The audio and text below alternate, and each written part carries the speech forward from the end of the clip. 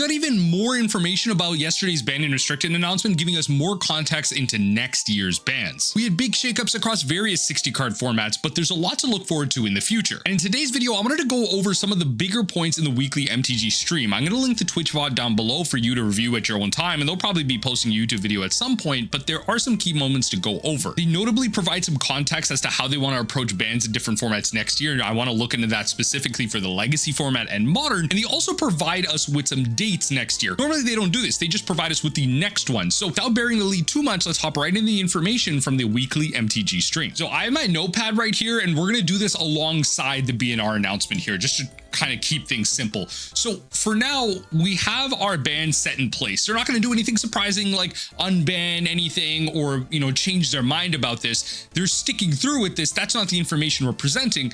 What we're talking about today is why they made certain changes and some philosophies in the future. Now, they went into a pretty in-depth section about standard specifically. Now, I won't speak on that too much. I'm pretty much a standard casual, although I do kind of spend some time in it. Vivi needed to go, Profts probably as well, and Screaming Nemesis still kind of rubs me the wrong way. It doesn't really make sense from a standard perspective, but I guess they're making predictive measures, and honestly, I would say Screaming Nemesis probably needs to go in the Pioneer format, but then again, if you did that, you would need to make other changes as well, so they definitely didn't want to touch on that. Past that, they really kind of threw a jibe at Pioneer where they kind of shoved it under the rug. They said like, okay, this is the change we wanted to make. Oh my God, Heartfire Hero is so cute. But when it comes to actual, more play in Pioneer, that's not our department. Don't talk to us about that. It's a complete just sidewind to that. And so they clearly want to continue to make changes in standard. They want to make long range predictive kind of changes to affect formats that they feel like will happen post ban, which is why they made the change on Screaming Nemesis. Now, notably, they do list the fact that it is harder, and they admit this, to make changes or balance cards around a longer standard, a 3-year standard. And that has been the frustration with many players, saying that we should go back to 2. But then they also cite the fact that it is better for players to be able to hold onto their cards longer, to be able to better adapt to a metagame and have their cards last longer throughout these changes. They also cite that tier 2 of standard is actually really powerful as well. And where this becomes important, all this information kind of comes together, is they provided us with some rough numbers. Now, you can take this with a grain of salt. They didn't give us some like the exact numbers itself. That's not something that any kind of company like this would ever do, but the trends that they gave us here, I'm gonna kind of read off my notes from the video here, was that post-pandemic standard play has roughly gone up 2 times, like in this period. It's doubled in play. The thing is that it shrunk in the more recent time if you take out the recent window. So if you look at competitive standard play within the last 3 months, yes, the RCQ signups, the RC signup spotlight series, all that stuff, that's gone down. We've seen that over Twitter. We've seen that publicly in the kind of registration numbers available on NRG and all that stuff. Those are those Twitter posts that you see where it's something out of whatever 100. And so when it comes to that, we know that they understand the effect of this, but based on their numbers, more people are playing standard. Now, with that in mind, that number is something that is reported by LGSs to standard tickets. That's what they call it internally, but that's someone registering for a standard FNM on a weekly basis, and they see those numbers on average going up. Now, they may see competitive events going down more recently, but even this year, they quoted that standard's peak play was seen in July around the Final Fantasy time, and it was close up and around Bloomburrow and Edge of Eternities, which is no surprise. Bloomburrow being a very cute kind of set, a lot of people were attracted to it because of the anthropomorphic animals, as well as Edge of Eternities being a return to a powerful in-universe set. A lot of people, I think, are generally up on Edge of Eternities. I am as well. A lot of powerful cards came out of that set, and obviously Final Fantasy just being the highest selling set. Of course, a lot of people are going to be playing standard on average, more likely than probably coming off a draft as well. It was a big limited environment and a fan favorite amongst the Magic player base. But then with that as well, we see that modern play is kind of steadied out. They notably mentioned that Pioneer play has definitely dipped. They didn't say how much. They said that it's dipped. They didn't say if it halved, if it's third, or if it's just gone down to 0. They didn't mention any of that because I think the number is so bad that it's not even worth bringing up.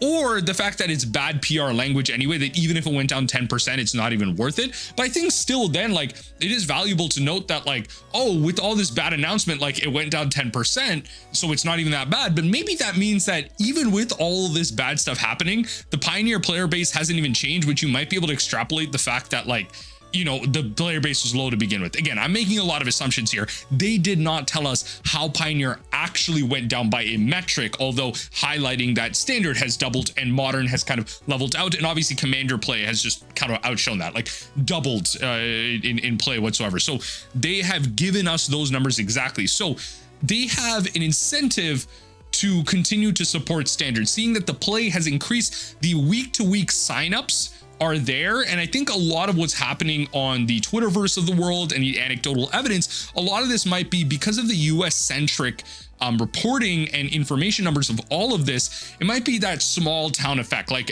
again, I have this biased view of being in a big city where a lot of times if you go to an event, you can find somewhere in the city where on that day a certain format is usually firing. Now, you may not find that specifically for like something like Pioneer, but on average, you are finding a day every day where Legacy is firing, where Modern is firing, and honestly Commander at all times. So, and probably Legacy so Standard in some way. That is my biased view of being in a big city. So maybe that is dominated by the fact that these numbers are doubling because of the sampling in these big cities. They're not maybe taking into account that a lot of LGSs are maybe propping up in cheaper areas that are less populated due to rent prices. And so in those areas, we may not see as much of an increase in signups, but we've been seeing an increase in the more densely populated areas. Again, like, you have to take sampling with a grain of salt and understanding what it means underlying.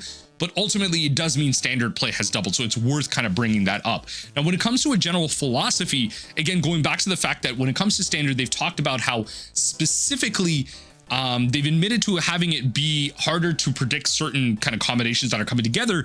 They do like the fact that people are able to keep their cards longer and are then able to attend Standard for longer with said powerful cards. So they want to make sure longevity is there. People are able to play with the tier 2 combo deck that they kind of bought into and are able to kind of dominate with that in mind. Now, moving on from that specifically into Pioneer, mentioning how, again, Pioneer play has dropped. They kind of shoved it on the bridge. They mentioned Heartfire Hero specifically, mentioning how when mono red is like the best deck in any format, it creates a selective pressure where people aren't able to brew. You have to be super fast to be able to make something like that happen. And a lot of people are kind of anecdotally citing, especially when it comes to the Lumina combo, that sees a bit of a hit. You know, that's kind of me personally. That's my favorite deck in the Pioneer format, specifically because the red matchup was so favored for it. But you may see something like, you know, Lotus combo make its way back because it's like the closest thing to like a Storm variant in the format, especially the Is It version. But you may see a comeback because its worst matchup, arguably not only just control, was also as well as the red deck. So we will see a bit of a shift in the Pioneer metagame. It's just not really the change that the format is maybe looking for. And I think the big thing that will revitalize Pioneer that they aren't able to talk about now is the lack of competitive support. If we get a spotlight series, maybe a change in that, along with an announcement that they said will come in February for the next round of RCQs and RCs, we may see Pioneer be there. Now, if Pioneer does not get announced for then, that is probably the true death of the format. We have talked about how Pioneer is dead now, accidentally this year, and then this announced, nothing changed, you know, no Pioneer events happening.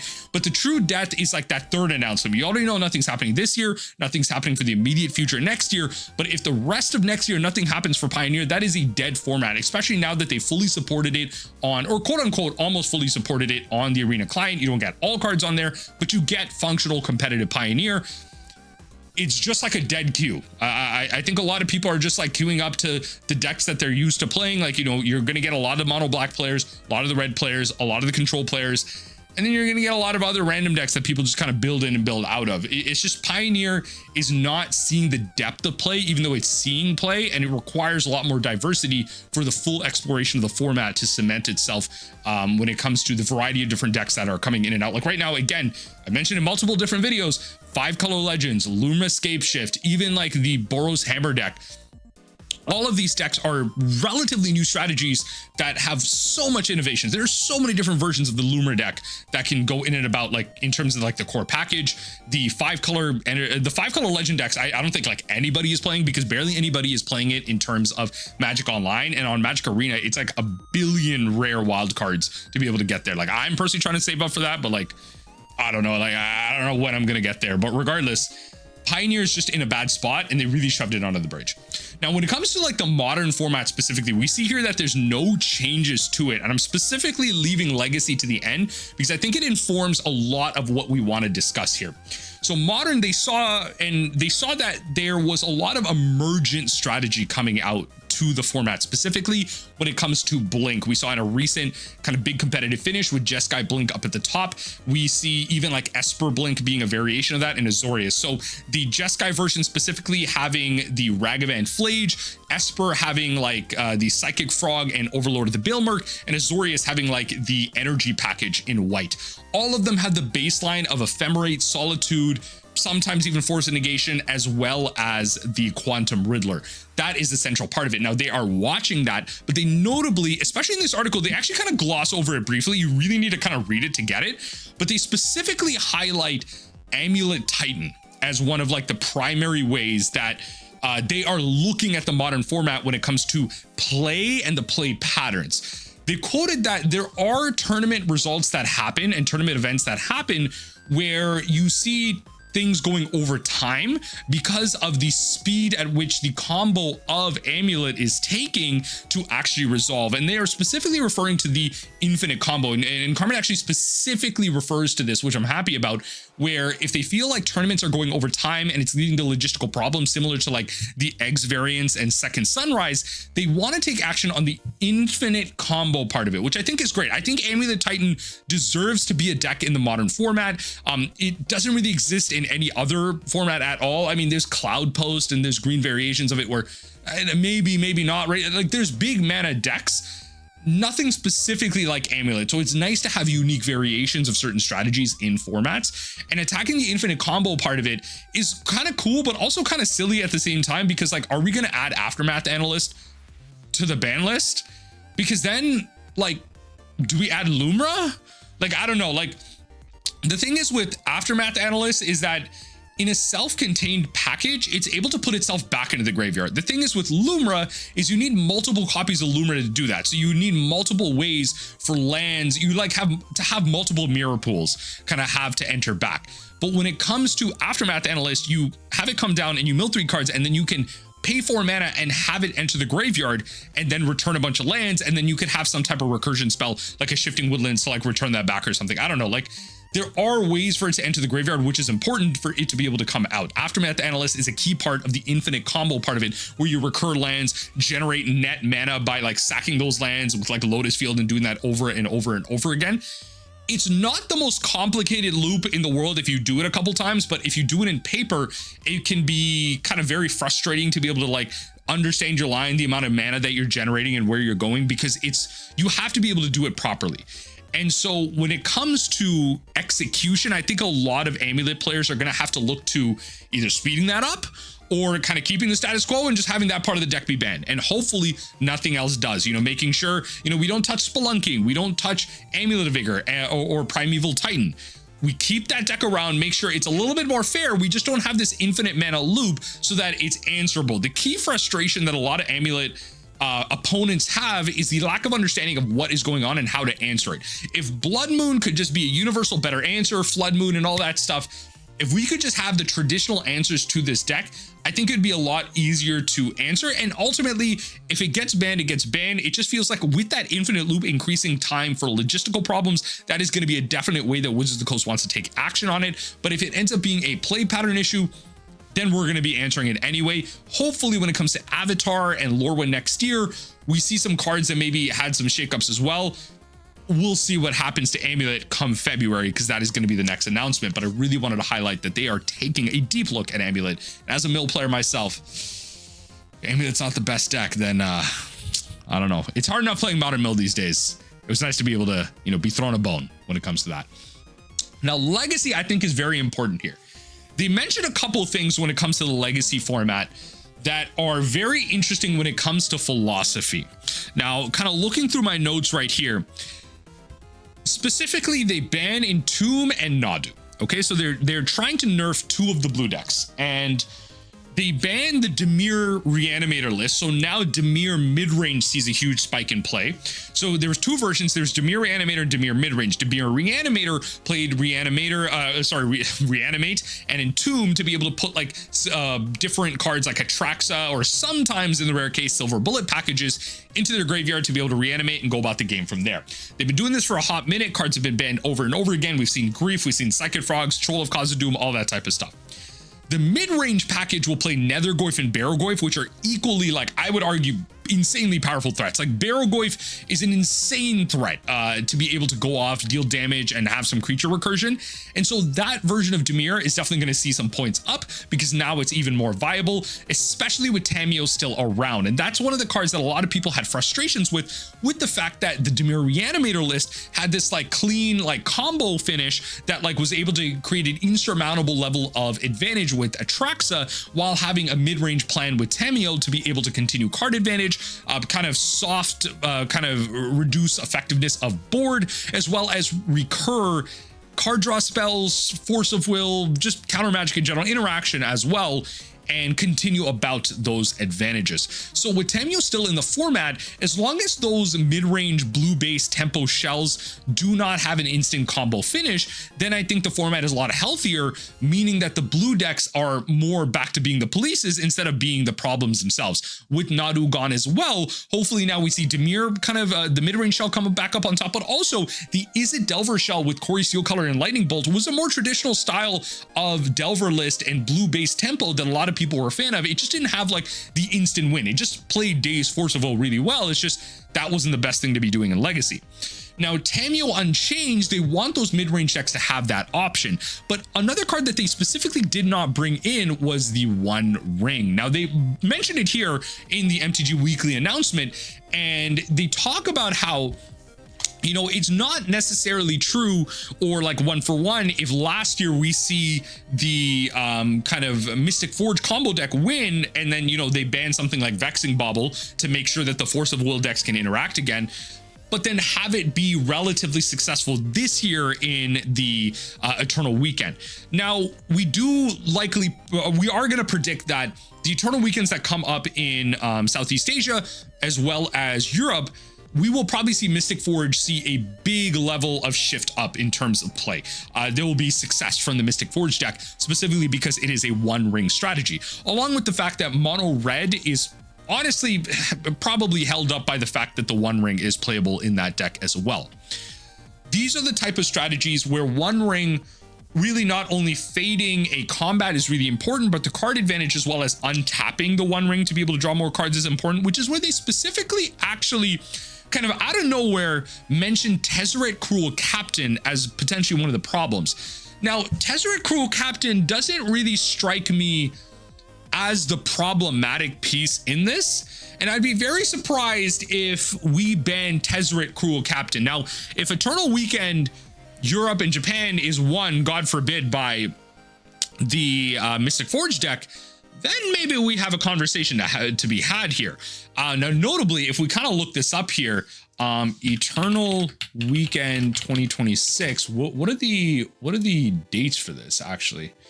Upcoming, I don't even think they like mention it here specifically, but if we just go back, I just kind of bring bring this back here. When it comes to Eternal Weekend specifically, I believe the Southeast Asia one is in January. The next one, or is it December? I think it's end of November, December. Maybe I'm tripping, but regardless, if Mystic Forge does well at those events, I think we will see potentially something change, and that could be the One Ring. But I think they're like looking at Tezzeret Cruel Captain, which is interesting. I don't know. It's like really a bad Manifold Key. And I think Manifold Key is like just as like the untap effects are still powerful. Like, I think we need to look at what these cards are untapping versus the untap effect itself, especially when it comes to like being at 3 mana. Like, yes, you can Grim Monolith it, kind of perfectly with the amount of mana that it has, but like arguably the manifold key was like even better because you were able to play it, untap the Grim Monolith and have like net mana from there, like even more, but you can kind of do that with Tezzeret. Like the argument here is like kind of weird. Again, it just feels like they're ignoring the real problem. They're like, the One Ring could be it, but hold on, Tezzeret Cruel Captain is kind of the problem here. Now, I am happy relatively with the changes that they made. I will say that I'm happy Standard saw changes. I'm happy they kind of look at Pioneer, even though it was like a slap in the face. I do agree that no changes necessarily need to happen in Modern right now. And I'm happy because the Legacy bans were a step in the right direction. Overall, I think the banned and restricted announcement today, yesterday, and some of the explanations were good. I'm happy with them. Some of those explanations, however, were not really that great. The other one that I really want to point to finally as being kind of a positive thing is how it's mentioning that they talked about dates. And when it comes to the dates of the next banned and restricted announcements, they have February 9th, March 23rd, May 18th, June 3rd, August 10th, October 12th, and the December one is to be determined. So now we have banned and restricted announcements that are roughly a month and a half to 2 months apart, and it's not tied to necessarily RCQ seasons. Now they've done their best, they've talked about, to match up with tournaments, set releases, scheduling like that. It's a bit of a nightmare. Magic is all over the place. They can't tie everything to everything. Like there has to be a bit of a decentralization when it comes to the amount of formats that play, the amount of players that play in those formats, and in different ways, competitive versus non-competitive, especially when we saw the emphasis on that when it comes to standard play, the amount of people playing doubled when it comes to casual play, but maybe more recently competitive play has seen a bit of a shift down. The differences in that led to them making these decisions here. And I'm happy that they are considering these. They notably didn't talk about Pauper. Gavin got his own little video, didn't want to bring it up here, especially with the amount that they talked about. But when it comes to these dates, I'm happy that they're being transparent about when these dates are coming out. And they notably talked about how ideally these are windows for them to make changes, but they don't want to always make changes with these dates. Ideally, we're not banning things all the time. And I think that's also correct too. I think at this point, there are parts of the community that are a little too trigger happy when it comes to bans. And yes, it's a fun little thing to rave about when it comes to content creation and putting that out there. But I don't think we need to be doing that like all the time. I think we can be a little bit more relaxed when it comes to making these decisions. And yes, we should be making changes. But when it comes to not making bans, I think the unban philosophy is also great because again, we saw the unbans that happened in Modern, and that was a really successful experiment in my opinion. We saw a lot of cards be really powerful, and a lot of cards that we thought would be, a lot more powerful. Mox Opal did see play in the Underworld Breach deck that got Breach banned, but then now after a long time, we see it kind of coming back with Pinnacle Emissary out of the Edge of Eternity set.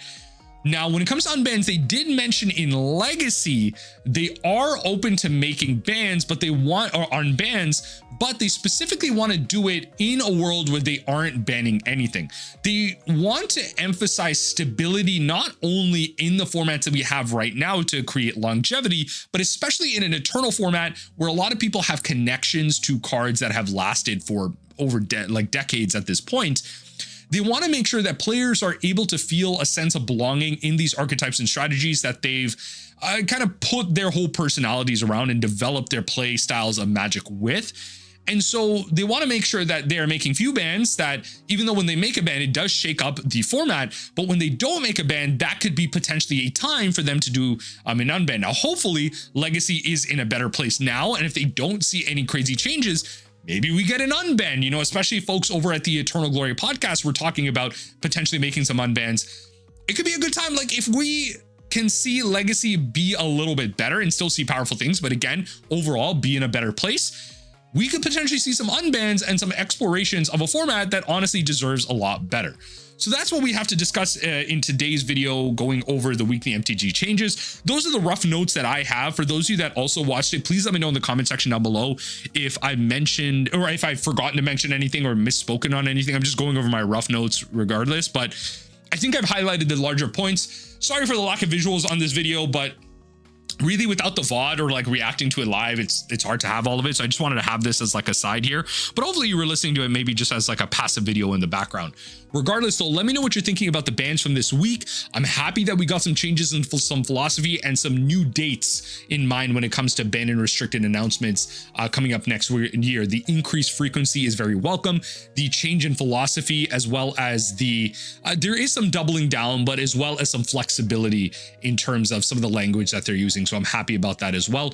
Overall, net positive. Still have to be critical about some of the things that they're doing, but I'm happy with the direction that they're taking with these ban and restricted announcements. And hey, when they take action, you got to be able to praise them for what they're doing while still being critical, because that is important.